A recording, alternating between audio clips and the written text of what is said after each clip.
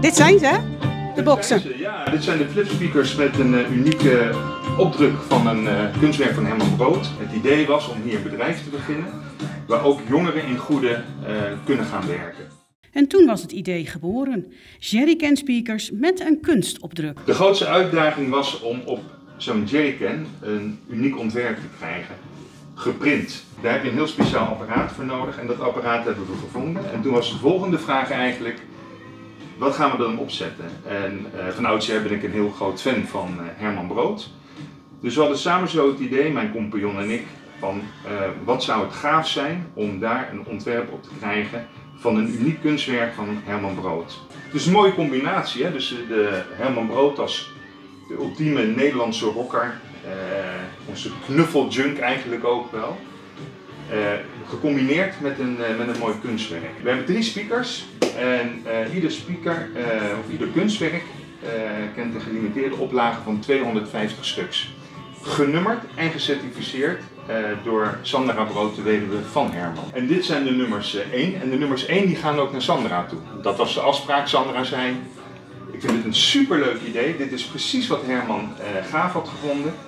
Maar ik wil wel het nummer 1 hebben. We hebben verleden week de lancering gehad van de Broodspeakers hier in de platenbar in Goede. En Sandra heeft het doek van de speakers afgetrokken en heeft mensen te woord gestaan en heeft de certificaten getekend ook al van de speakers die op die dag verkocht zijn. Herman Brood zou nu 79 jaar oud zijn. Een foto aan de muur keek mee met de lancering van de speakers. Dan zie je dat Sandra hier staat, dan zie je dat de speakers daar staan en dan zie je dat Herman kijkt en denkt: hé, dit is goed. En dan is er ook een Wall of Fame. Nou ja, het begin is er. Maar liefst 3 mensen staan er op de Wall of Fame. De Sandra, de foto die ik heb gemaakt dat ze hier haar handtekening zet, die komt er nog boven te hangen. Dan Steven Hamel, dat is eigenlijk de uitgever van het boek van Herman Brood, supergroot boek. En Carolien van der Leeuw, ook wel bekend als Caro Emerald, die hier in 2023 de platenbar heeft geopend.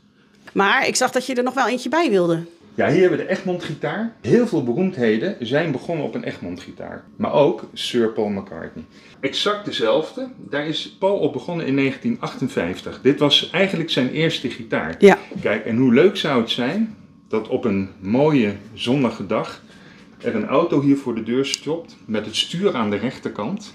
Ja. En dat Paul uitstapt en zegt: volgens mij moet ik hier nog een handtekening op een gitaar zetten. Eigenlijk is het een uit de hand gelopen hobby. Ik ben 3 jaar geleden in Goede komen wonen samen met mijn vrouw en we hadden alle 2 zoiets van: nou, Goede is superleuk, maar ik wil ook gewoon nog wel iets te doen hebben. Dus toen ontstond het idee van: misschien is het leuk om een platenwinkeltje met een barretje te beginnen. Ja. Met het idee van: oh ja, weet je, misschien komt er af en toe eens een keer iemand binnen, maar het is iedere week razend druk.